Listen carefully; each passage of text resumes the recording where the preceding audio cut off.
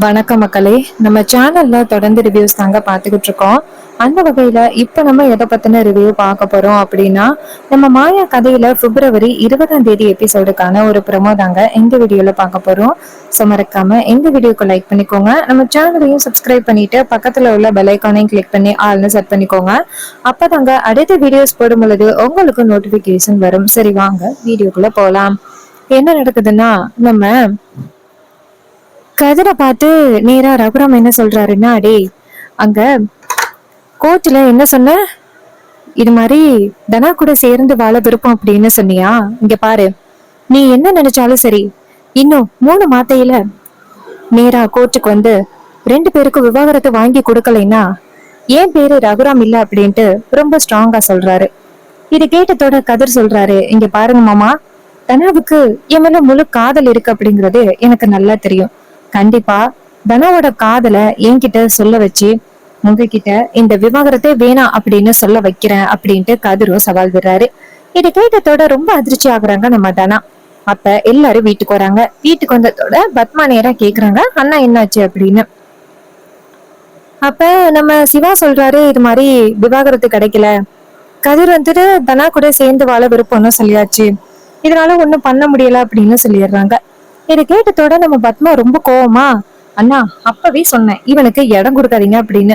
தேவையில்லாம இவனுக்கு இடம் கொடுத்ததுனாலதான் இன்னைக்கு இவ்வளவு பெரிய பிரச்சனை ஆகிட்டு.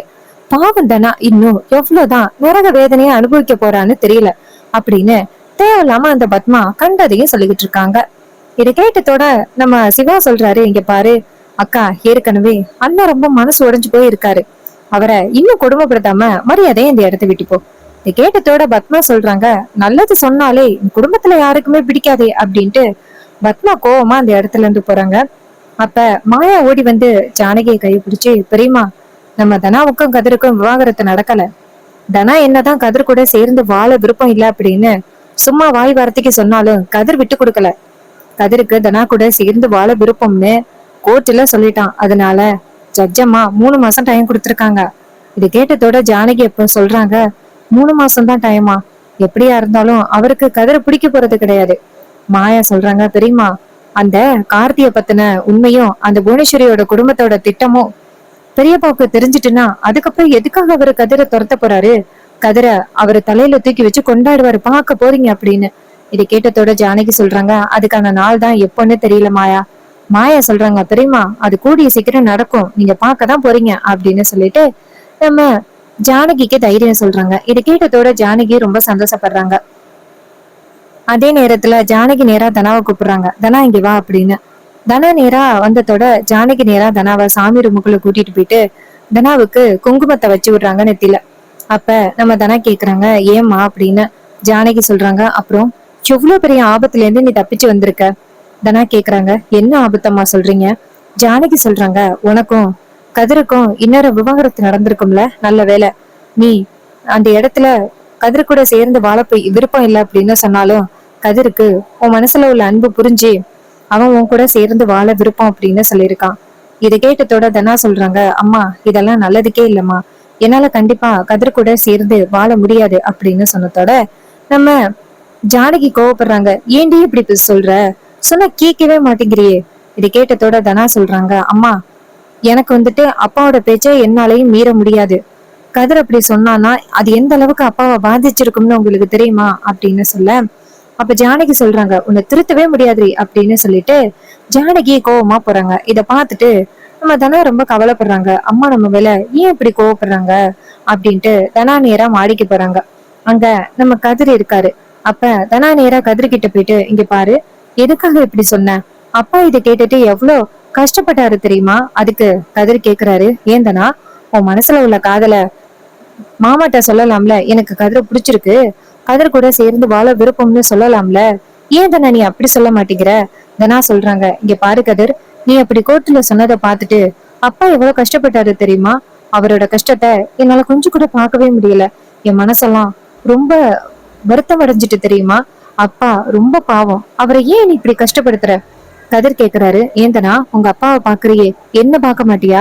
எனக்கு ஏதாவது ஒண்ணு ஆகிட்டு அப்படின்னா மட்டும் அடிச்சு மோதிக்கிட்டு அழுகுற, ஆனா எனக்கு ஏதாவது ஆனா மட்டும்தான் நீ என்ன காதலிப்பியா. அதுக்கு முன்னாடியே உன் மனசுல உள்ள காதலா சொல்ல மாட்டியா. இந்த கேட்டத்தோட தனா நேரா கதிரை பார்த்து, இங்க பாரு கதிர், தெரிஞ்சும் தெரியாமலும் அடுத்த வாட்டி இதே மாதிரி சொல்லிடாத. அப்ப கதிர் கேக்குறாரு, இங்க பாரு, கண்டிப்பா ஒரு நாள் எனக்கு ஏதாவது ஆகதான் போகுது, அப்ப நீ சும்மா வேடிக்கை தான் பார்க்க போற. இது கேட்டத்தோட தனா கோவப்படுறாங்க. இங்க பாரு கதிர், தயவு செஞ்சு இந்த மாதிரி என்னைக்கு நீ பேசாத. அப்ப கதிர் சொல்றாரு, இங்க பாரு, உன் லைஃப் நல்லா இருக்கணும் அப்படின்னு தான் நாங்க எல்லாருமே சேர்ந்து இந்த மாதிரி பிளான் பண்ணி முடிவு பண்ணிட்டு இருக்கோம். ஆனா நீ தேவையில்லாம தப்பான முடிவு எடுத்துக்கிட்டு இருக்க. நீ எடுக்கிற இந்த தப்பான முடிவு அந்த கார்த்தி புவனேஸ்வரிக்கு தீனி போடுற மாதிரி இருக்கும். நம்ம குடும்பம் நல்லா இருக்க கூடாது, ஒட்டுமொத்தமா பிரியணும் அப்படிங்கறதுக்காக தான் அவங்க கூட்டா சேர்ந்து இந்த மாதிரி ஒரு பிளான பண்ணிக்கிட்டு இருக்காங்க. ஆனா நீ அவங்களுக்கு சப்போர்ட் பண்ற விதம் மாதிரி நீ இதெல்லாம் பண்ணிக்கிட்டு இருக்க. இது கேட்டதோட தனா சொல்றாங்க, விடு கதிர், இதுக்கு மேலேயும் உன்கிட்ட பேசி எந்தவித பிரயோஜனமும் இல்ல அப்படின்ட்டு கோவமா அந்த இடத்துல இருந்து போக, கதிர் தனாவை பார்த்துக்கிட்டே, தனா நீ என்கிட்ட சும்மா நடிச்சுக்கிட்டு தான் கோவப்படுற அப்படின்னு நல்லாவே தெரியுது. உன் மனசுல இருக்கிற காதலை தான் நான் நேத்து பாத்துட்டேனே.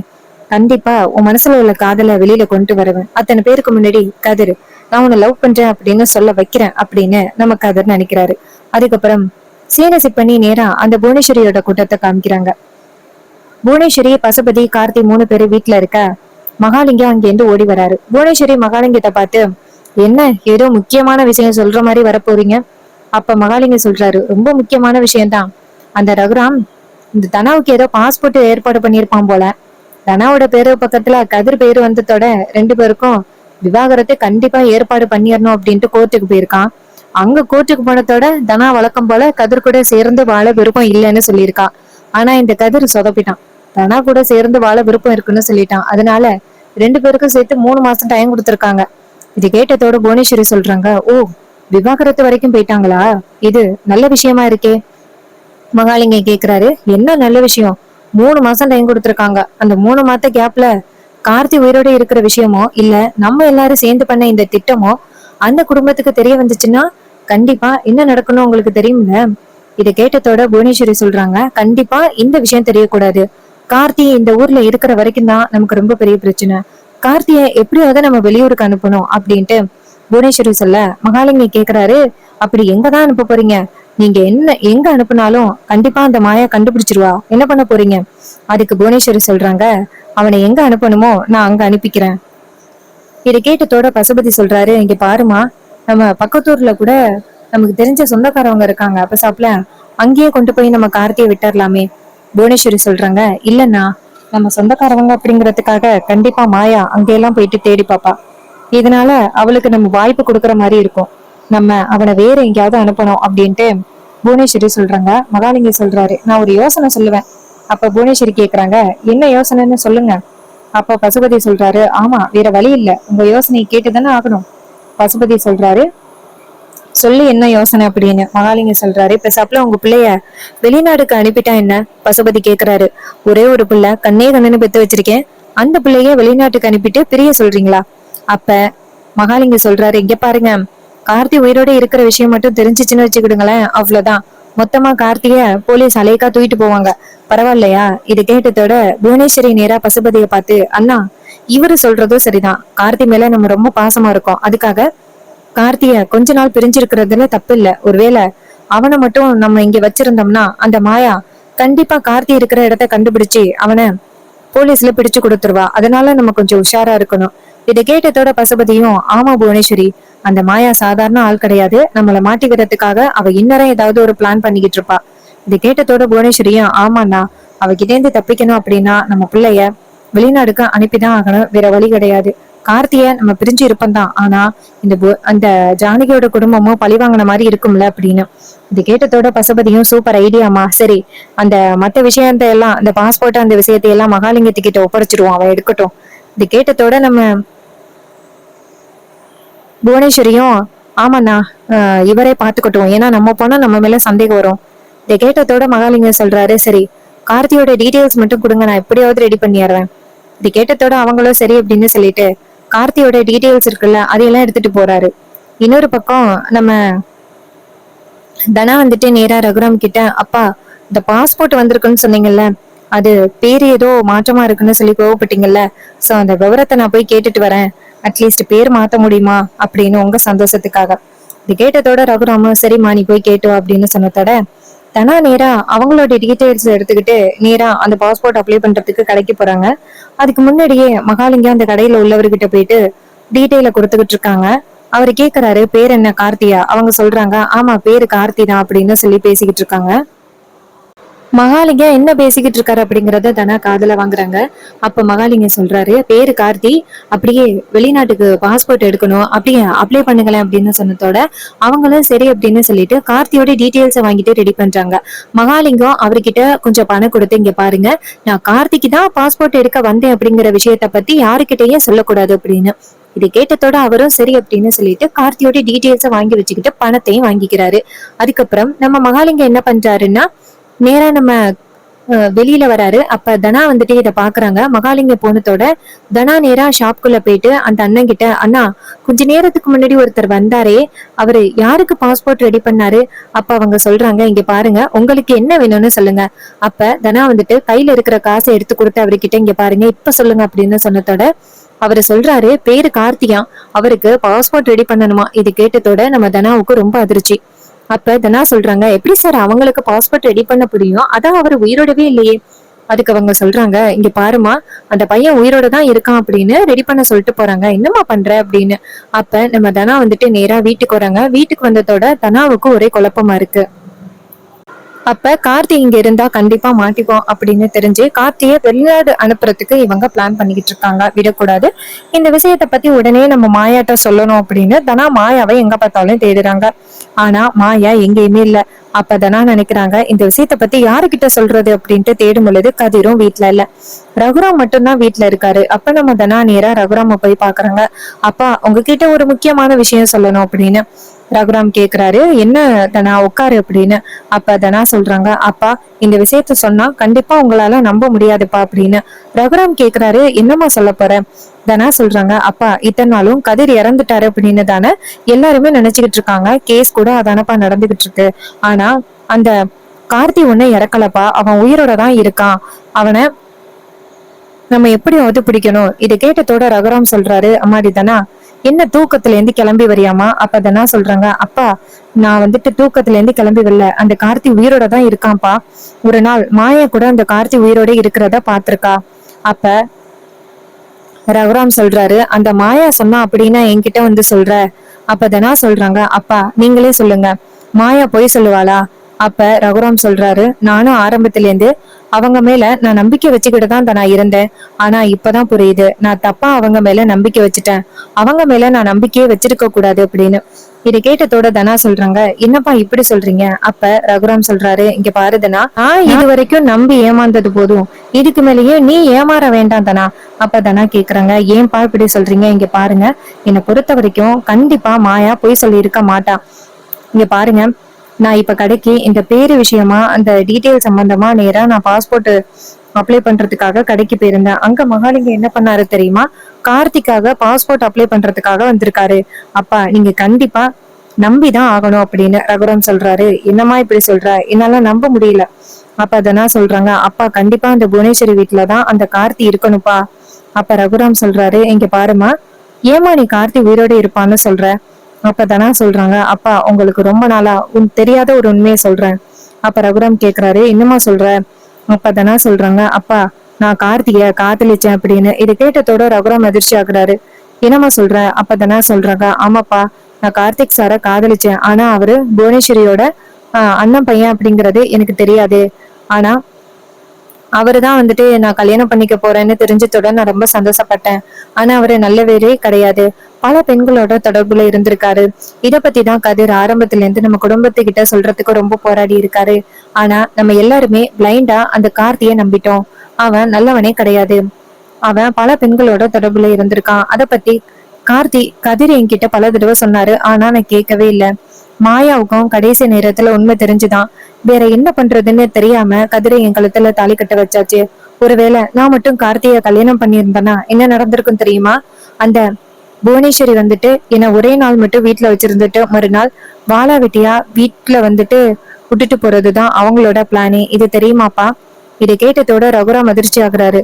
என்னமா சொல்றா? அந்த புவனேஸ்வரி இப்படி எல்லாம் திட்டம் போட்டாளா? அப்பதானே சொல்றாங்க, ஆமாப்பா இந்த விஷயத்தான் அம்மா உங்ககிட்ட சொல்ல முடியாம இத்தனை நாளும் தவச்சுக்கிட்டு இருந்தாங்க. அப்பா வேற வழி இல்லாம தான் நான் இப்ப சொல்லிட்டேன். இதை கேட்டதோட ரகுராம் சொல்றாரு, தனா அவங்க இந்த மாதிரி பண்ணுவாங்க அப்படின்னு நான் எதிர்பார்க்கவே இல்லை தனா. அந்த புவனேஸ்வரி உறவுக்காக தான் கை நீட்டினா அப்படின்னு நினைச்சேன்.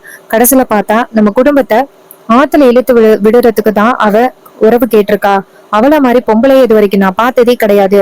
அவளை நான் விட மாட்டேன் அப்படின்னு சொல்ல தனா சொல்றாங்க, அப்பா அந்த கார்த்தி உயிரோட இருக்கிறதுக்காகன சாட்சி நம்ம கிட்ட எதுவுமே இல்ல. அதனாலதான் அவங்க இப்படி ஆடிக்கிட்டு இருக்காங்க. நமக்கு தகுந்த சாட்சி வேணும். அதுக்கு இருந்தா மட்டும்தான் அந்த குடும்பத்தை நம்ம பழி வாங்க முடியும் அப்படின்னு. இதை கேட்டதோட ரகுராம் சொல்றாரு, ஆமாமா நீ சொல்றது சரிதான். நம்ம கிட்ட சரியான ஆதாரம் இல்ல. ஆதாரம் இருந்தாதான் நம்ம குருவரன் கிட்ட சொல்லி அந்த குடும்பத்தை கைது பண்ண வைக்கலாம். நம்ம கிட்ட போதிய ஆதாரம் இல்லையே, என்னமா பண்றது? அப்பதானே சொல்றாங்க, அப்பா அந்த குடும்பம் சாதாரண குடும்பம் இல்ல. நம்ம குடும்பத்தை பல நாளா பழி தீர்க்கணும் அப்படின்னு நினைச்சுக்கிட்டு இருக்க குடும்பம். அவங்கள போய் நம்பி நம்ம வீட்டுக்குள்ள விட்டது ரொம்ப பெரிய தப்பு. ஆனா அவங்க நம்ம குடும்பத்தை பழி வாங்கணும் அப்படின்னு நினைச்சாங்கல்ல, அது தப்பு அப்படிங்கறத அவங்களுக்கு நிரூபிக்கணும். இது கேட்டதோட ரகுராம் சொல்றாரு, இங்க பாரதனா அவங்கள பத்தி நீ என்னைக்கு சொன்னியோ அன்னைக்கே நான் அவங்கள சும்மா விட மாட்டேன் அப்படின்ட்டு ரகுராம் ரொம்ப கோவப்பட. அப்பதானா சொல்றாங்க, அப்பா இந்த நேரத்துல வேகத்தை விட விவேகம் தான் ரொம்ப முக்கியம். இது கேட்டதோட நம்ம ரகுராமும், சரிம்மா நீ சொல்ற மாதிரியே நான் பொறுமையா இருக்கேன்.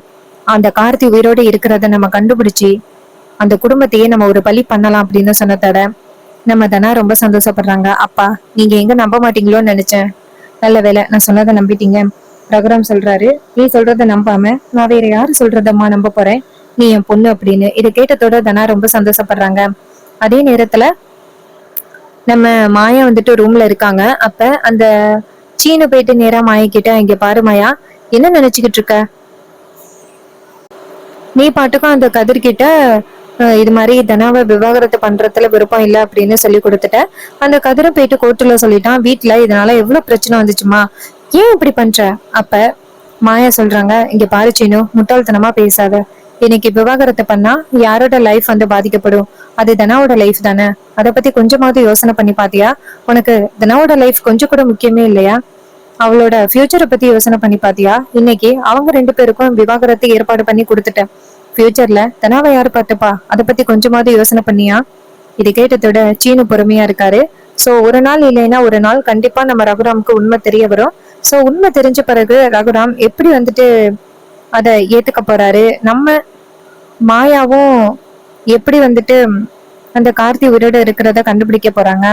இது எல்லாமே அப்கமிங் எபிசோடுல ரொம்பவே ட்விஸ்ட் அண்ட் டர்னா நடக்க போகுது. அண்ட் இதே மாதிரி இனிமே அப்டேட்ஸ் நம்ம சேனல்ல நீங்க தொடர்ந்து பார்க்கணும் அப்படின்னா மறக்காம நம்ம சேனலை சப்ஸ்கிரைப் பண்ணிட்டு பக்கத்துல உள்ள பெல் ஐகானையும் கிளிக் பண்ணி ஆல்ல செட் பண்ணிக்கோங்க. அப்பதாங்க அடுத்த வீடியோஸ் போடும் பொழுது உங்களுக்கு நோட்டிபிகேஷன் வரும். பார்க்கலாம். தேங்க்யூ ஃபார் வாட்சிங்.